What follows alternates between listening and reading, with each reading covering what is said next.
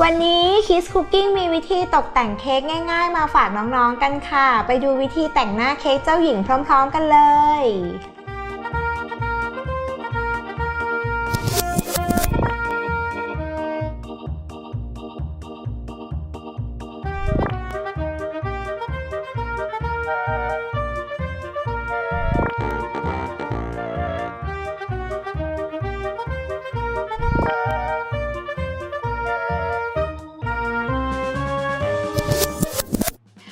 เราจะเริ่มจากเจาะรูตรงกลางของบัตเตอร์เค้กนะคะที่เจาะรูเนี่ยเพราะว่าเราจะต้องวางตุ๊กตาลงไปค่ะ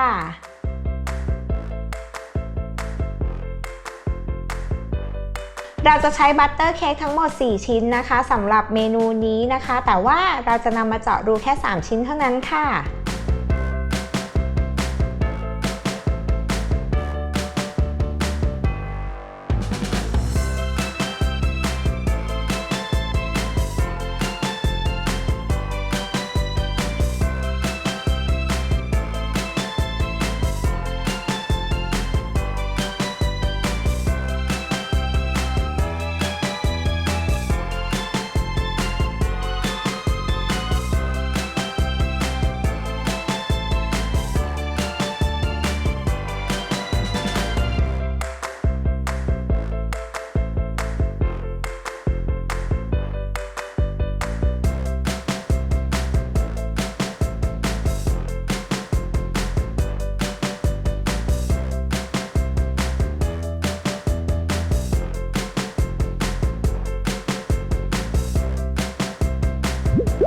ตุ๊กตานี้เราต้องห่อด้วยพลาสติกแรปอาหารก่อนนะคะเพื่อความปลอดภัยนั่นเอง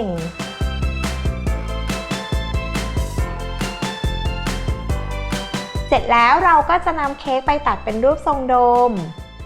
ทีนี้เราก็มาเริ่มตกแต่งให้เป็นเจ้าหญิงกันเลยค่ะด้วยการบีบบัตเตอร์ครีมสีขาวให้ทั่วทั้งตัวเค้กเลยนะคะ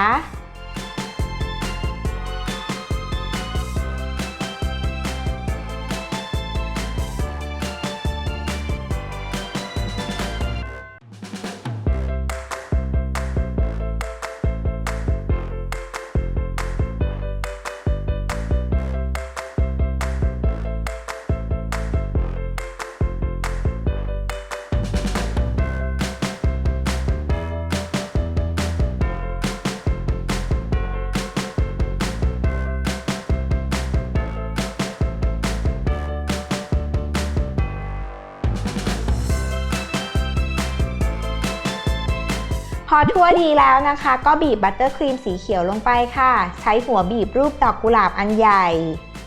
บีบวนเป็นวงกลมแบบนี้ค่ะ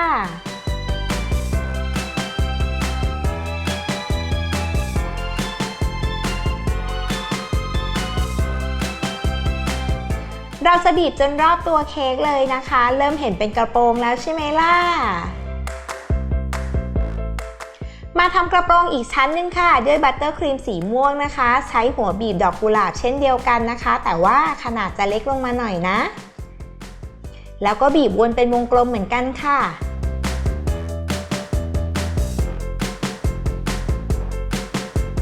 พอบีบจนรอบแล้วนะคะเราก็เติมดีเทลของกระโปรงอีกเล็กน้อยค่ะ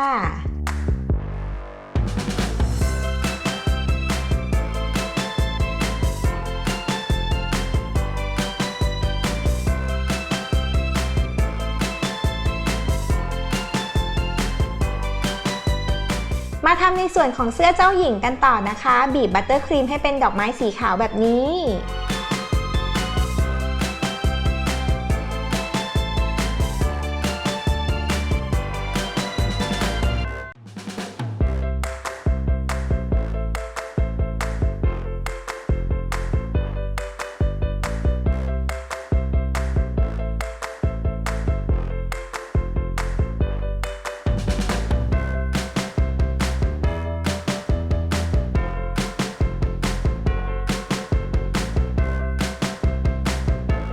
เสร็จแล้วค่ะวิธีตกแต่งเค้กเจ้าหญิงไม่ยากเลยใช่ไหมล่ะน้องๆลองทำดูนะ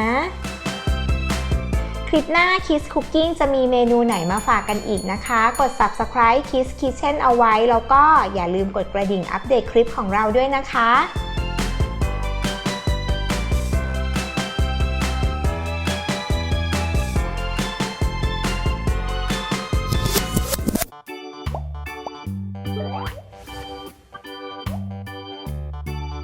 ค่ะ